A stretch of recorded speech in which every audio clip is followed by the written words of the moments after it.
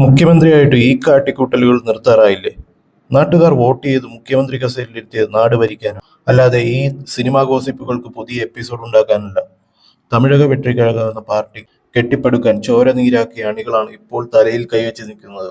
വിജയും തൃഷയും തമ്മിലുള്ള ഈ നടപ്പും ഒരേ വസ്ത്രം ധരിച്ചുള്ള വരവുമൊക്കെ കണ്ട് അണികൾ നിയന്ത്രണം വിട്ടു നിൽക്കുന്നു. സോഷ്യൽ മീഡിയയിൽ സ്വന്തം പാർട്ടി നേതാവിനെതിരെ തന്നെ അണികൾക്ക് പോസ്റ്റ് ഇടേണ്ടി വരുന്നുണ്ടെങ്കിൽ അത്രക്ക് സഹികെട്ടിട്ടാണ്.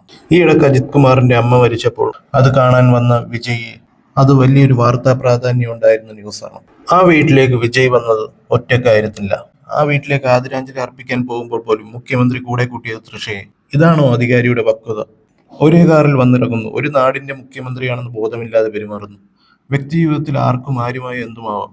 പക്ഷേ ഒരു സംസ്ഥാനത്തിന്റെ മുഖ്യമന്ത്രി കസേരയിൽ ഇരിക്കുമ്പോൾ കാണിക്കേണ്ട മിനിമം മാന്യതയെങ്കിലും വിജയ് കാണിക്കണമായിരുന്നു. ഭാര്യ സംഗീതയുമായുള്ള വിവാഹമോചന കേസ് കോടതിയിൽ കിടക്കുമ്പോഴാണ് ഈ കളി.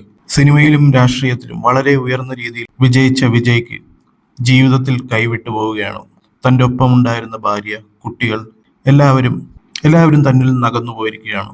ഒരു വശത്ത് വിജയ് ഫാൻസ് ഞങ്ങൾക്ക് ഞങ്ങളുടെ തലപതിയെ മതി എന്ന്, ഞങ്ങൾ അദ്ദേഹത്തെ വിശ്വസിക്കുന്നു എന്ന് പറഞ്ഞ് കുറച്ച് ഫാൻസ് ഇമോഷണൽ ഡ്രാമ കളിക്കുന്നുണ്ടെങ്കിലും ഭൂരിഭാഗം ജനങ്ങളും വിജയുടെ ഈ ഒരു കാര്യത്തിൽ അത്ര നല്ല അഭിപ്രായമല്ല പറയുന്നത്. വിജയ് പഴയ പോലെ സംഗീതയുമായി ജീവിക്കണമെന്നാണ് പലരുടെ ആഗ്രഹം. മക്കളും സംഗീതയുമായി വളരെ സന്തോഷത്തോടെ ജീവിക്കുന്നത് കാണാനാണ് ജനങ്ങൾക്കെല്ലാം ആഗ്രഹം.